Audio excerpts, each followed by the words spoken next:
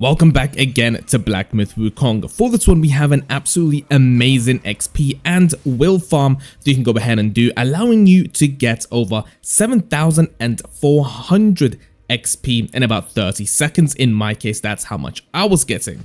It's really easy, and let's go ahead and get started. You only need a few things in order to do this farm. If you do enjoy this video and you are brand new, drop a like down below and subscribe. It will be absolutely amazing if we can reach 200 likes on this video. Thank you guys again for the support.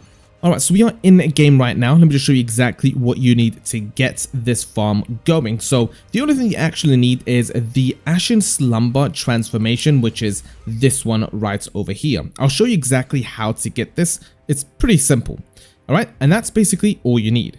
So all we have to do is reach the Webbed Hollow. Into the Webbed Hollow, we need to go to the Pool of Shattered Jade. I'll show you exactly on how to get to this specific shrine. But anyway, from here, what you want to do is just turn to the right, and up here, there's going to be a bunch of spider sacks.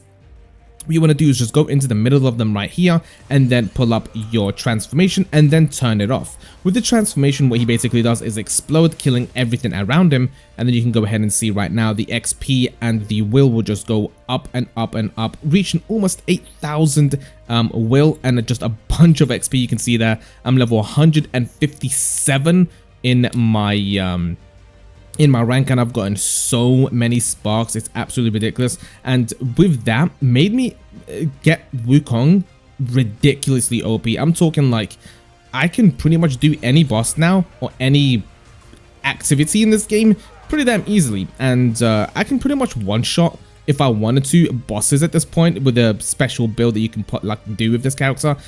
Yeah, so if you want to do your game in a different way, if you want to play your game in a different way, if you want to make Wukong absolutely broken, you can go ahead and just farm this as much as you want to. I'm level 158 now, and this didn't even take that long to do, to be honest, so you can go ahead and do that now.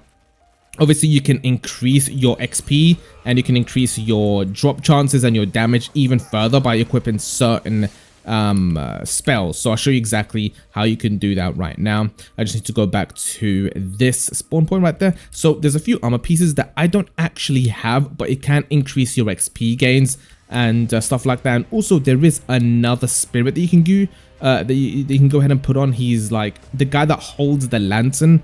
I don't have him sadly, but you can actually farm him in this location here, and that will also increase your XP and farming chances as well, to make things even faster and even better.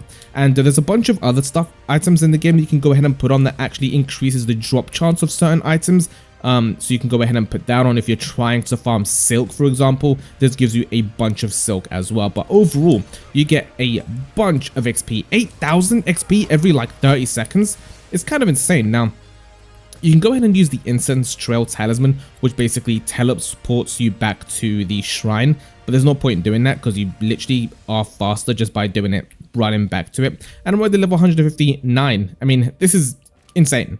Alright, so let me show you exactly on how to get the transformation that you need. So it starts off in the village entrance in the second chapter.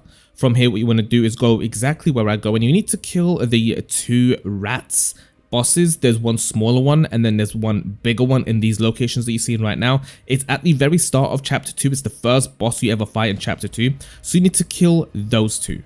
Then what we need to do is go ahead and move over into chapter 3.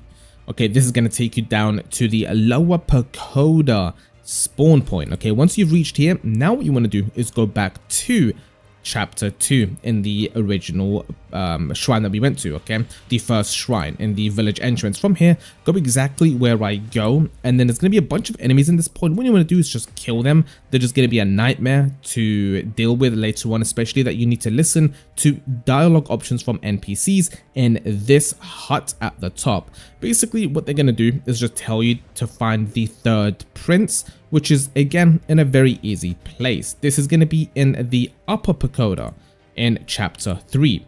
Basically just follow exactly where I go in order to find him.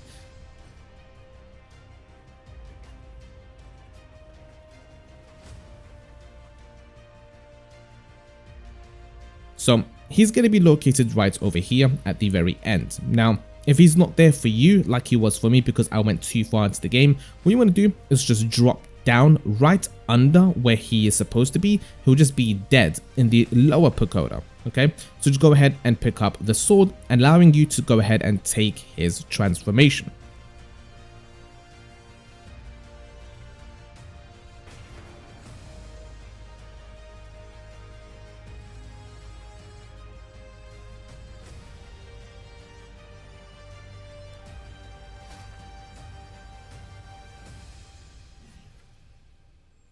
And that is pretty much it. That is how you do the farm. That is how you get the transformation. And that is pretty much it.